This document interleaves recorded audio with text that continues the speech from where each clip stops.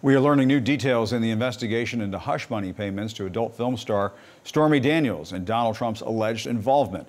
Federal prosecutors even discussed potentially charging the then president once he was out of office. The revelations coming from the new book, Untouchable: How Powerful People Get Away with It, which looks at how Trump and other powerful people have managed to evade the legal consequences of their actions. It was written by our very own CNN senior legal analyst and former federal prosecutor Elie Honig, who joins us now. Elie, setting aside the question, how in the world can you write a book being as busy as you are? I won't put you on the spot and ask you that question.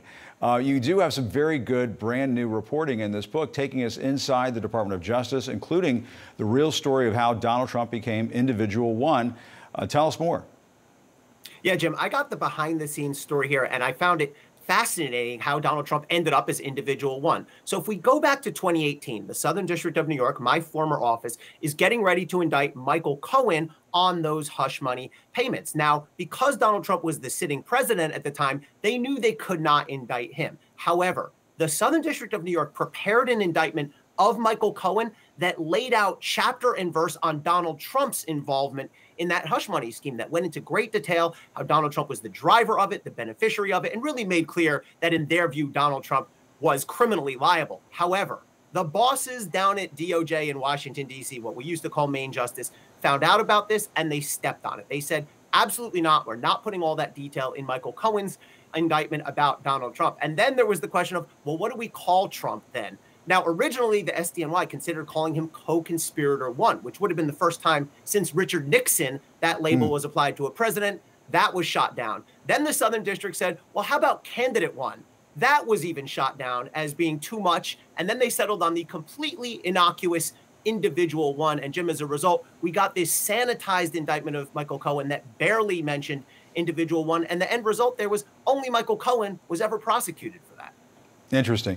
And you mentioned that Trump could not be indicted while he was the sitting president under that longstanding OLC memo, the Justice Department guidance that we talked about so much during the Trump presidency. What happened, though, once he left office in January 2021? Because that is fascinating.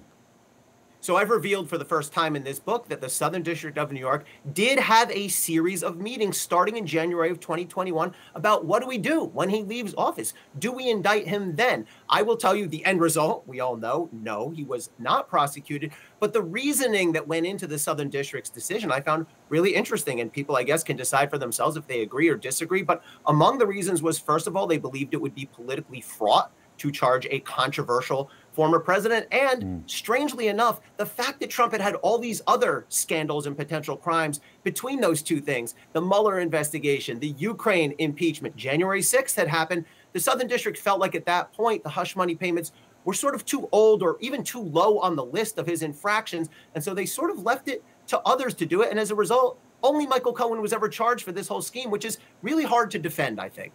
Yeah, and it all goes to the point of your book, which is why, sometimes powerful people do get away with things. And in Donald Trump's case, it's because there are all of these other questions swirling around him. And speaking of that, Elie, we just had some new information come in to us here at CNN. The Justice Department has told lawmakers on the Senate Intelligence Committee it is working to satisfy their demands for information about classified documents found at the properties of President Joe Biden and former President Donald Trump without harming ongoing special counsel investigations into both matters. That's according to a new letter obtained by CNN. We're just reporting on this this afternoon. What's your reaction to that?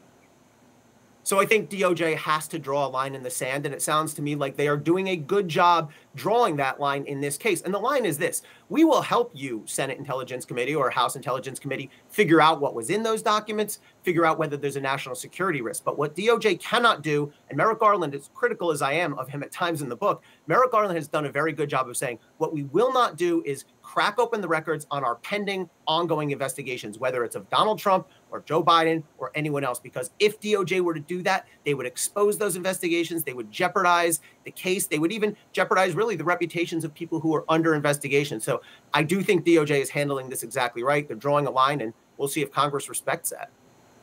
All right, Elie Honig, thanks so much. And let's put up Elie's book one more time if we can. It's a great book. I can't wait to pick it up. Untouchable. It mentions Individual One. Untouchable: How Powerful People Get Away with It, written by Elie Honig. Elie, great work as always. Thanks so much. We appreciate it.